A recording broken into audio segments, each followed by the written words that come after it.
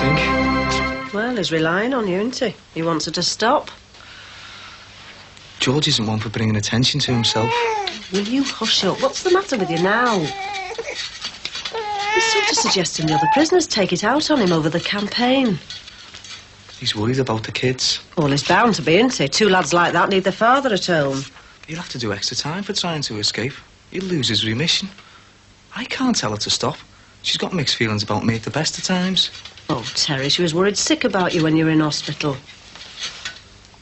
My God, that poor woman. My heart goes out to her, you know. It does. So much bad luck. Me and my dad thought we were unlucky, but I've never known a family like theirs for bad luck. Do you want me to talk to her? I don't know what to do. I'd better go. That's all right, love. It's only Ruth. She won't stop.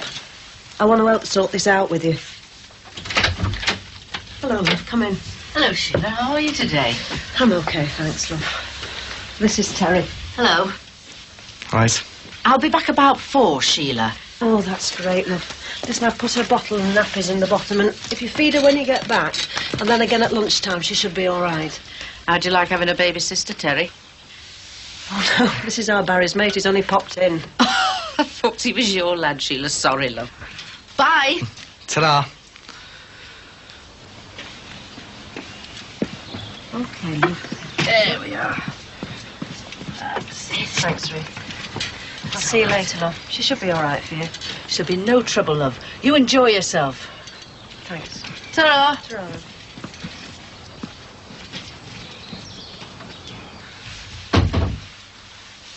Does she often take the baby? No, just today. I bump into her at the shops. Oh, felt like a break. She looks after their Kathleen's as well. She seems to like them. What do you think I should do, Mrs. Grant? Well, I'll go and talk to her if you like. I mean, I'll get a mouthful, I always do, but... Well, it might get me out of my own miseries if I try and help somebody else. You're all right, aren't you? Yes, it's just the baby. She's all right, isn't she? Yeah, it's just me. Well, I never liked our Damon at this age. You can't help your feelings, can you? Suppose not. I try and love her. I think I've got about this postnatal depression. Only I don't know what you do about it.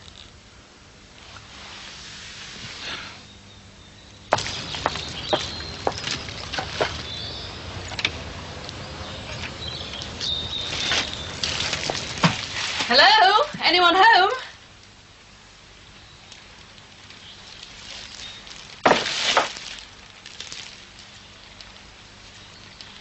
Paul?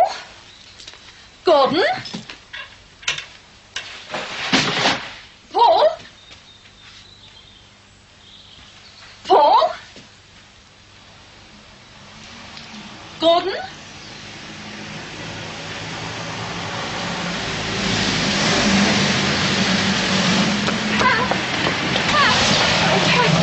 Can you help me, please? Marie? She's out here, love, with the washing. Oh, yeah. Would you like to sit down? Do you want a cup of tea? Oh, no, no, thanks, love. I hope she doesn't blow up at you. Marie, brought Mrs. Grant round to see you. Hello, love. I'm sorry about the mess. It's the washing. No, it's lovely now. You've got it really lovely, Marie. Well, to what do I owe the honour? I hope you've not come to say your piece about me little lad's eye. How is he? He's all right. It was an accident. These things happen to lads. Wasn't my fault. You must have been worried sick. Yeah, I have been. I wanted to come over with Terry. Well, I know we've had our differences in the past, and I know you're never going to forgive our Barry, but it doesn't mean I can't help you. Well, there's nothing you can do. I've had a letter off George. Yeah? Terry brought the letter over for me because, well, he doesn't know how to tell you. Tell me what? He thought it'd be easier coming from me. You're going a long way round the houses, aren't you? It's George. Well, what's the matter with him? What's he doing writing to you? What are you doing going to where? What's going on? He wants you to give up the campaign, Marie. No, he doesn't. He says so in his letter. Well, he hasn't said anything to me. It's all in here, Marie. He wants me to talk to you. I'm not giving up. Look, Marie, I think he's having a bit of a bad time of it. With your lad's eye and all that, well, I think the other prisoners are giving him a very hard time. George can look after himself. Give me that.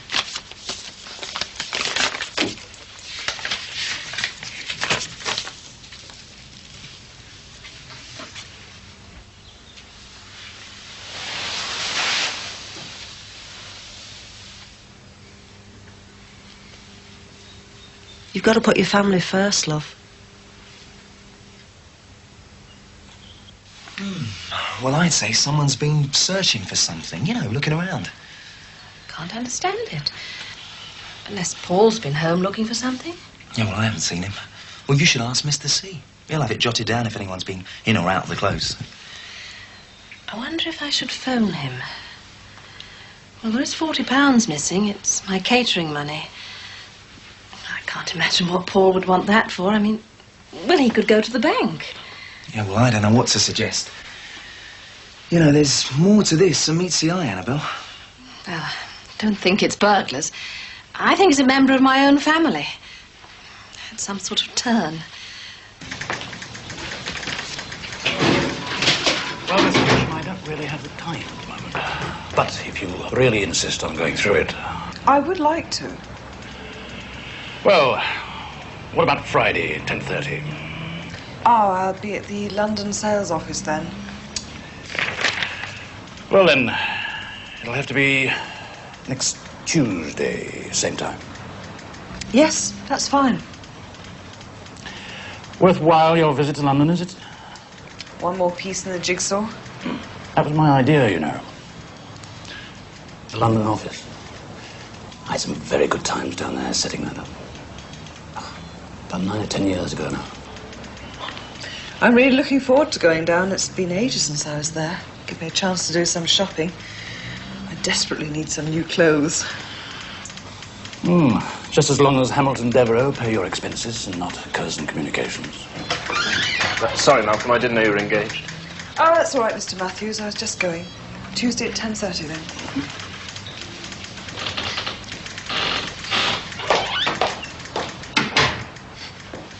Miss Havisham, keeping on your toes, Malcolm. Auditors will be auditors. You get used to them. So, Miss Havisham is something you got used to, eh, Deacon? She seems to be getting along all right. Doing the job to the best of her ability. And what is her ability? Well, we'd expected Hamilton Devereux to have sent us someone more experienced, but she's thorough. A1 for effort, then. Well, she's making an effort all round. I don't get your meaning. She's a woman in a man's world. A professional woman in a man's world. And rather full of herself, I thought. I agree. She's also a very attractive woman. And has she succumbed to your charms? Oh, I haven't attempted to charm her. But I think she has succumbed somewhere among our staff. What makes you think that? Well, it's Mike Harrison. He seems very eager to assist Miss Havisham. And not just with her audit. Friday. Friday's out, I'm afraid, Stuart. Yeah, I'm terribly sorry. Oh, how awful. I'd completely forgotten. I'm sorry. Well, I promised an old friend. Yeah, I can't get out of it. We bumped into each other quite by chance. Miss Havisham should be able to give us the pre-flotation review by the end of next week, and then she'll be on her way. If Mike Harrison has been lucky enough to charm our auditor, I don't think it'll have any detrimental effect upon the work of either of them. I think you should have a word with Miss Havisham.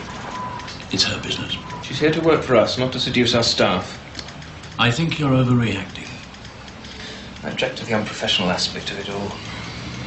I think Hamilton Devereux should be told. She's hardly been here 2 minutes. You could be completely mistaken. I dare say. Nevertheless, I prefer her taken off the job. Well, that's rather drastic. I don't want to involve Tom Curzon in all this. Certainly not. Tom trusts us. I think we should act decisively. This is quite a turnaround. You were perfectly happy with her work a minute ago. I just don't think it's a healthy policy. She's looking into the financial viability of our company. I don't want her findings to be coloured or influenced by anything other than the facts and figures put in front of her. What do you think they would be? I'm sure they have been already. That woman spends far too much time chattering with all and sundry. Quite frankly, I prefer someone more experienced, more sober-looking and male. I can spot trouble, and she means trouble. If you're looking for my advice, it's to get rid of her. Tell Hamilton Devereux you want someone else and get rid of her.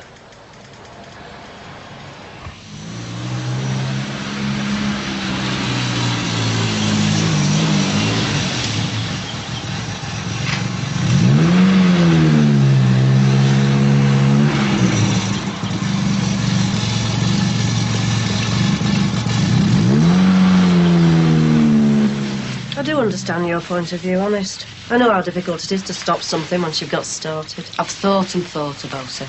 George is just getting cold feet. Partly because I've started to make an impression.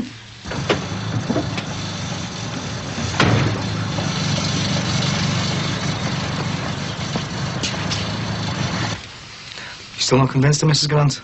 No. Marie's got her own reasons for wanting to carry on. Who were they? God! Oh!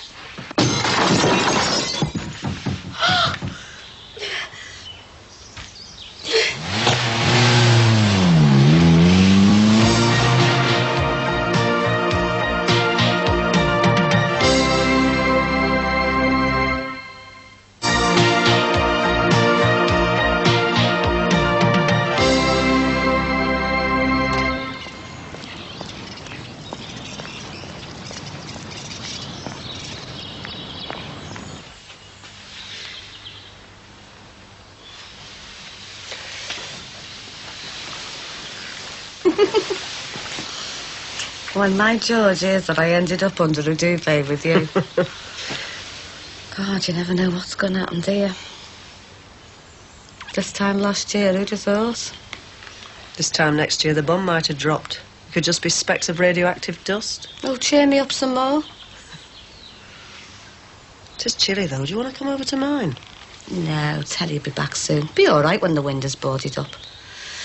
Betty might phone anyway. My God, the things people do. Shouldn't we phone the police? No, what good would the police do? Either Tommy McCardle's put them up to it, or else they've done it because of what they read in their papers. Power of the media, Rick Saxton calls it.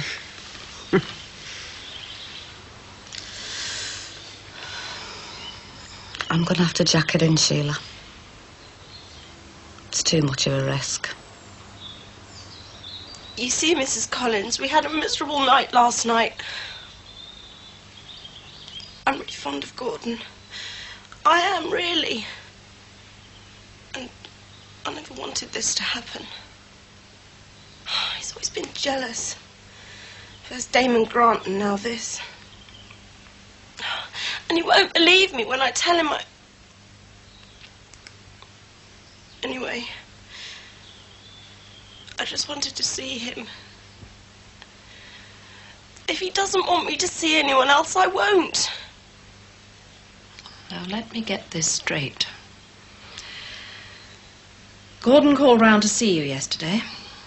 You told him you'd been seeing someone else. He got upset. You had an argument and he left. And today, when you get home from college, this note is shoved through your letterbox.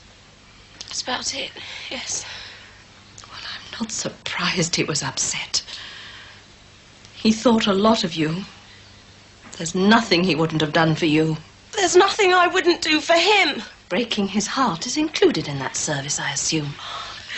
Mrs. Collins, I'm sorry about what happened. I am, really.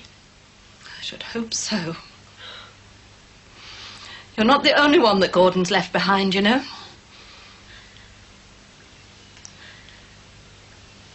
Judging by the state of this house, I think he's left home. He can't have done. think he has. You'd better go. I want to ring my husband, inform the police, and then go and look for my son.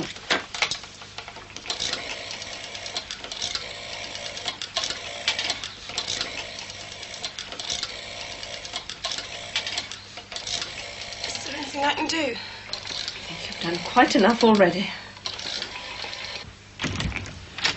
Shay, I'm home. Hiya. I wasn't expecting you. What's going on over there? Somebody's put the window through. I think Marie's making too much fuss about George. Some vicious people knocking about, eh? She's all right. I think the world could crumble around her and she'd count her blessings. She's tough. Tougher than me, I know that much. She's the toughest on the close, that one. Anyway, where's my little girl? Does she want washing, changing, feeding, burping? She's with a friend. Who, Teresa, is it? Ruth. Ruth? Never heard of her. I bump into her at the shops. Where does she live? I'll nip over and get her. Save Ruth the journey. I don't know where she lives. What? You've never been to her house? I think she lives on the estate, Newlyn Avenue, near Ted and Marion. Round that way. Sheila, you don't know this woman, do you? She's minding the baby and you don't even know where she lives. She looks after their Kathleen's as well. God, Shay, how long's this been going on? This is the first time. But when is she bringing her back? About 3 o'clock. 3 o'clock? It's 4:45. Oh, she'll be here soon then, won't she? Shay, what's the matter with you? You don't know this woman, do you? You don't know her.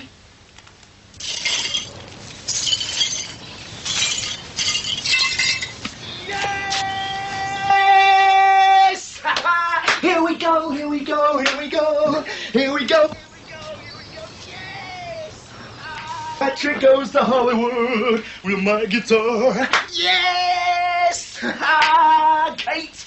Have you won £1 million on the Daily Mirror? Yes! What, you have? No, look, that was the club. They've asked me back. Is that all you can say? Oh? Oh, good. Here we go, here we go, here we go. Here we go, here we go, here we go.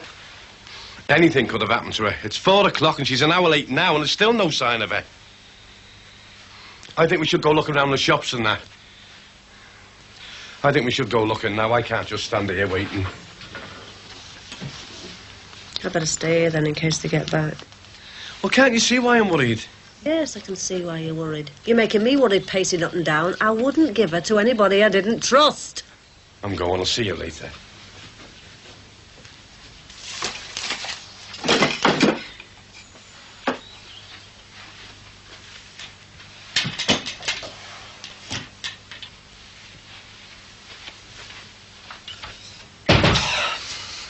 That's that then. Thanks, Terry. It should soon warm up in here. She's all right, Sheila, isn't she? She's a good woman.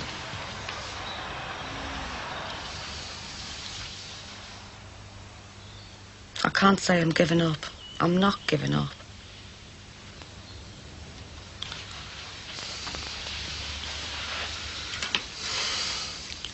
You'll have to, Marie.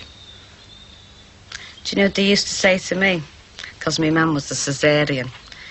They used to say, you fought your way out and you haven't stopped. I was only 3 then. I'm 35 now and I'm still not stopping. You haven't got a backbone, Marie. You've got a rod of steel. That's the nicest thing that anybody's ever said to me. But think of George and the kids.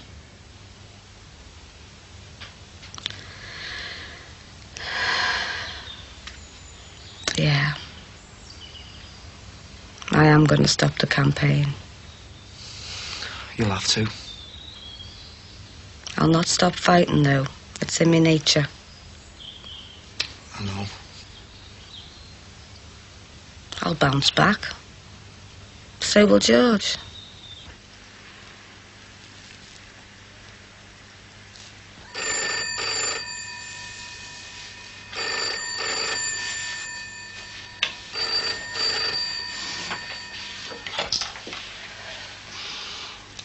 Hello? Oh, it's you. ringing you all day. I can't, not on the phone. Paul, come home. I don't care if you lose your job, just come home now. Listen, dear Mum and Dad, I'm going to look around for a while.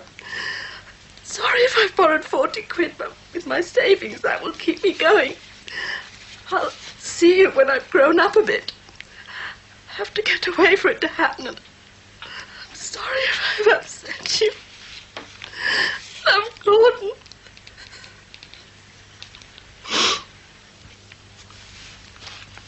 I do love you. I do. Don't think I don't.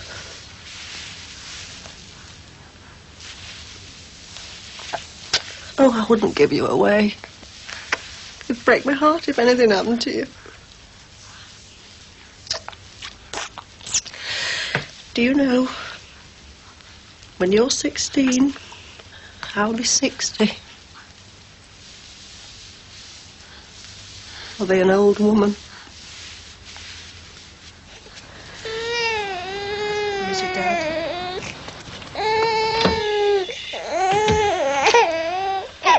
When did she turn up?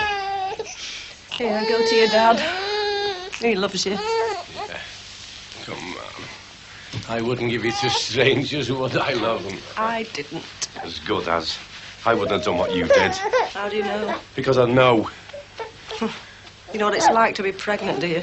You know what it's like to give birth. You earn the money, you know everything. Oh, I didn't say that, did I? I said I wouldn't give it to strangers, neither should you.